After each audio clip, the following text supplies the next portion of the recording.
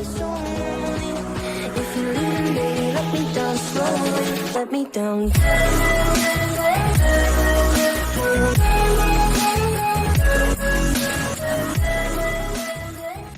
What's something that people think is normal, but was actually child abuse?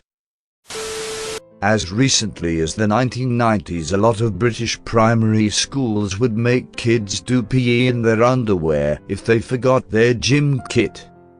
As most people remembered their kit, this usually singled out those who forgot. I hated this as a kid. One lesson, another pupil forgot her kit and the teacher made her do it in just her knickers, because it was summer and she wasn't wearing a vest. It was such a weird day. No one made fun of her because we all were terrified that it could happen to us. That poor girl. I would be enraged if I was her parent. If an adult made my daughter strip down to her underwear and engage in physical activity, I would not be able to make responsible decisions about handling it. Yeah, but what it sounds like to me is that that was just a thing before that, so theoretically the parents would be aware that that could happen. Using the kid shame as a punishing tool. When I was a kid, I shat myself and I had to go home. Everybody in my class knew about it. Now imagine a parent using that as ammunition. My mother didn't teach me anything about my period. She also made fun of me publicly for getting blood on my underwear. At that time, I didn't know I could track my period. My mom did the same thing. She would scream at me and call me disgusting and dirty when I bled on my sheets. She never once taught me about pads or tampons, and it turns out I had a crazy heavy flow. Ended up using kids pull-ups because it was the only thing that would catch everything. Of course she found out and showed my brother, and both of them called me diaper girl for quite a while. I am so sorry that you went through that. That's absolutely appalling. I was and still am told that I'm not worthy of feeling pain or being upset because my parents had it worse than me. I don't talk to them much now. I wet the bed to a relatively older age, maybe about 9, and instead of talking to my pediatrician about it, my parents told me that if I did it again, they would hang my soiled underpants and sheets up outside and embarrass me in front of the whole neighborhood. This, obviously, didn't help my medical issue, and I just learned to hide it from them until I, thankfully, grew out of it on my own. They also threatened to expose my parental abuse and show everyone how I, an elementary-aged kid, really acted and turn everyone against me.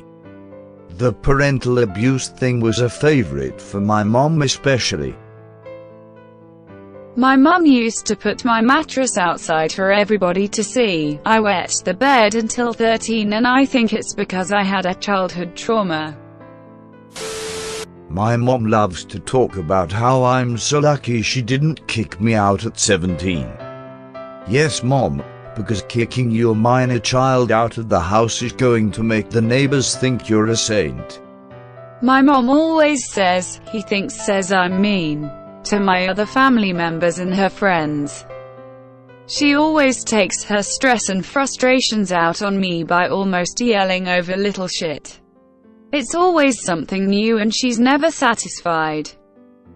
I don't know why he won't talk to me. Because I never know if I'm getting a reasonable conversation or a screaming match until after it's too late.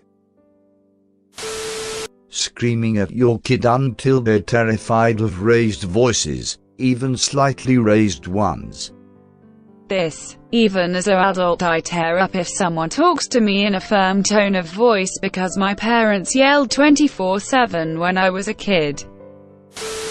In primary school, we'd get beaten with a stick if sweat too much during lunch break. What type of shit is that? And now old people are fretting we need to bring back corporal punishment. How about no?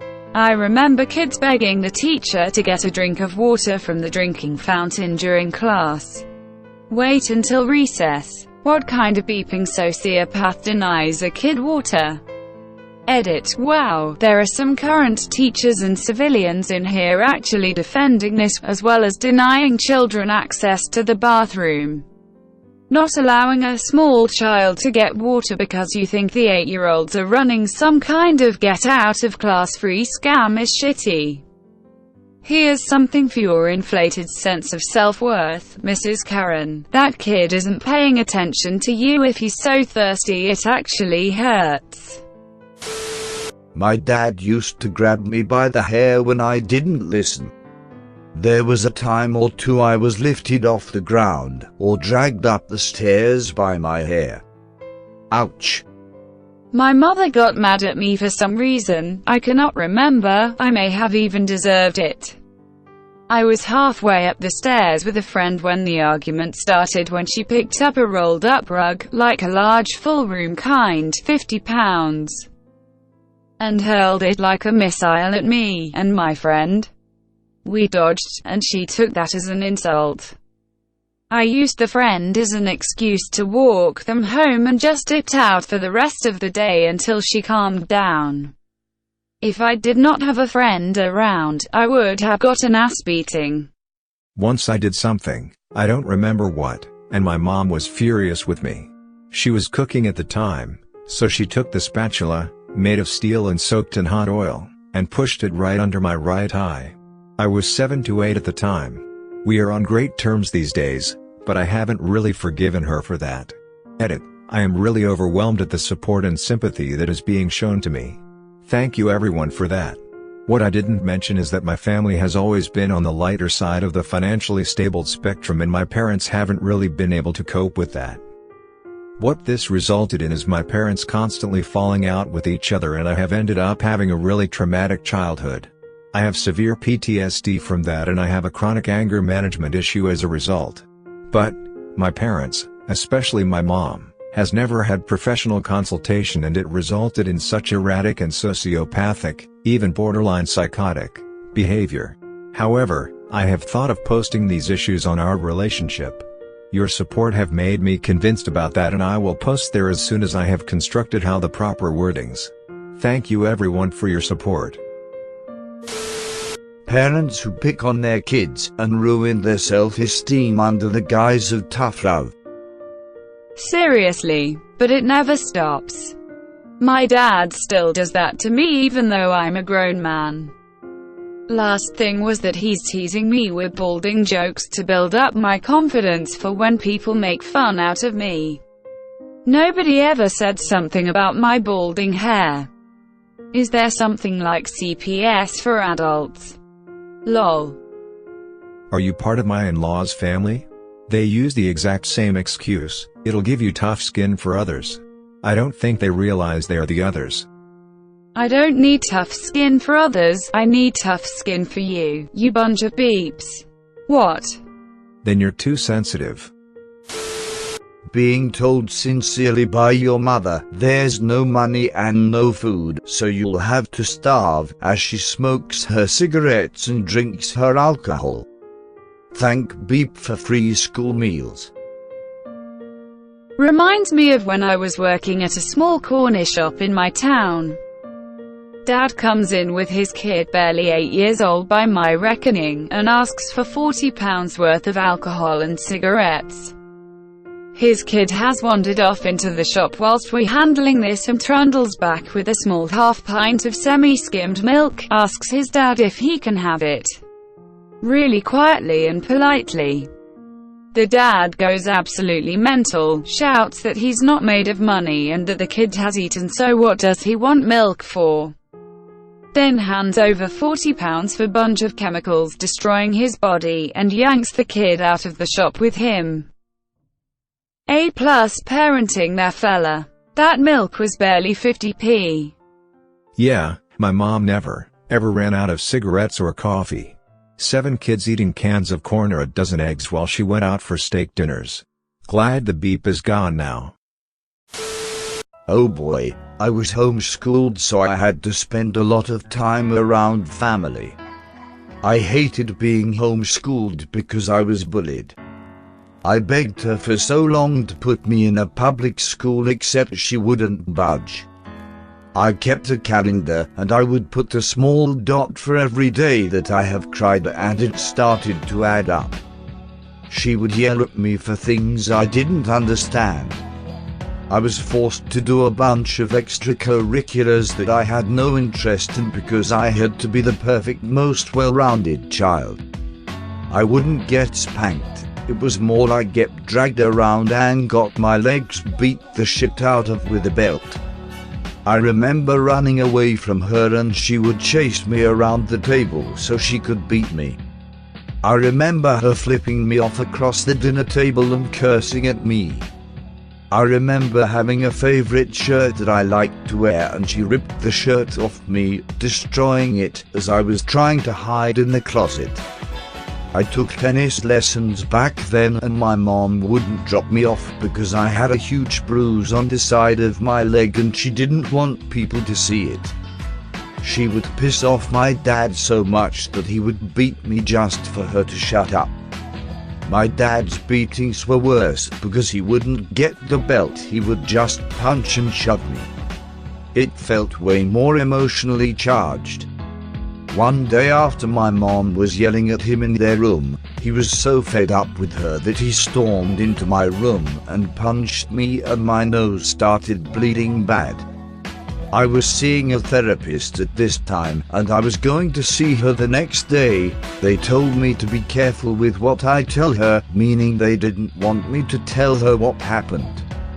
Later on, my mom wanted me to stop therapy because it wasn't fixing anything, meaning I wasn't doing what she was telling me to do. My mom was arguing with me about something and she threatened to drive into oncoming traffic with my two sisters with me. Later on in life we would go on to have screaming matches in the car. My mom was my worst enemy. This all happened before I was 16. When I was a junior in high school, I was put into a 72-hour hold because of suicidal thoughts. All of this I thought was normal. They provided for me, so I stayed. I was so happy to leave for college though. The last words my mom ever said before I left for a couple months was, "You are probably going to get raped by a gay guy." Let me remind you that the only reason I stayed is that they provided for me clothes, house, food, college. Now I'm in college. All grown up now.